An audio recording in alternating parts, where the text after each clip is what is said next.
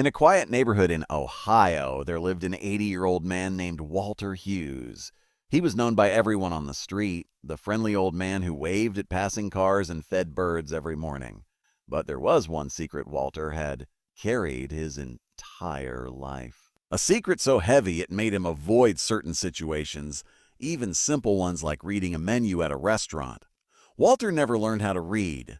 Back in the 1950s, Walter grew up on a small farm in rural Kentucky. His family was poor, and school was considered a luxury.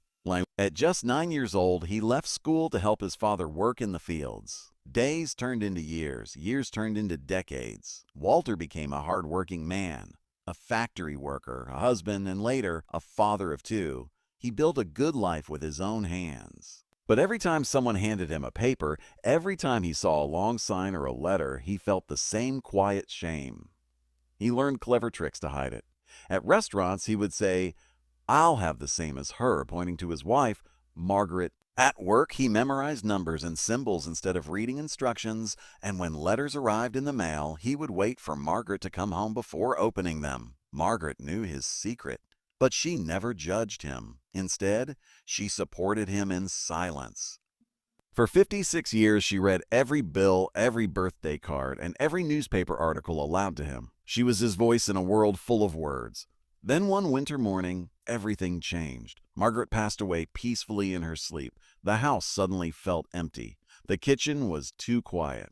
And the mailbox became something Walter feared, because now there was no one left to read for him. One afternoon, a letter arrived. It had Margaret's name written on it. Walter stared at the envelope for a long time, holding it with trembling hands. He wanted to know what it said. He needed to know. But he couldn't read a single word. That night, Walter sat alone at the kitchen table. For the first time in his life, he felt completely helpless. Tears rolled down his wrinkled cheeks. At 80 years old, he made a decision that would change everything.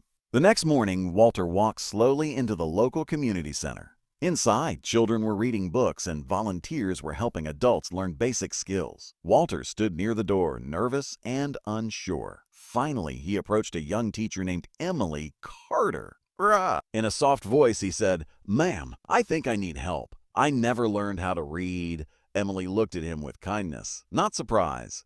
She smiled and replied, "You're not too late, Mr. Hughes. It's never too late to learn." Those words lit a small spark inside him. From that day on, Walter attended reading classes 3 times a week. The first lesson was simple, the alphabet. A, B, C. Walter repeated each letter slowly, like a child learning for the first time. His hands shook as he held a pencil. Sometimes he got frustrated. Sometimes he felt embarrassed. But he never gave up. Week after week, month after month, Walter practiced reading street signs, cereal boxes, and short sentences. He spent hours tracing letters on paper. Neighbors began noticing the change. Instead of sitting quietly on his porch, Walter now walked proudly to class with a small notebook in his hand. At age 80, he had become a student again. Nearly 6 months later, Emily handed him a small white envelope. Inside was the same letter that had arrived after Margaret's death. Emily said gently, "I think you're ready now."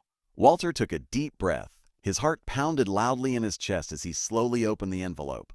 The words looked clearer than ever before. Carefully, letter by letter, Walter began to read. "Emmy, dearest Walter, if you are reading this, it means you finally found the courage to learn. I always believed in you.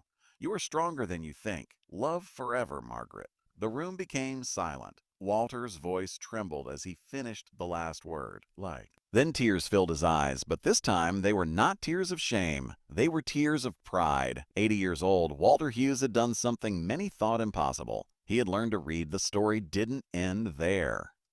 1 year later, the community center held a small graduation ceremony for adult learners. When Walter's name was called, the entire room stood up and applauded. The once silent old man walked proudly across the stage, holding his certificate with steady hands. From that day forward, Walter became known as something more than just the friendly man who fed birds. He became an inspiration, a reminder that it is never too late to start again, never too late to learn, never too late to change, and never too late to become a legend.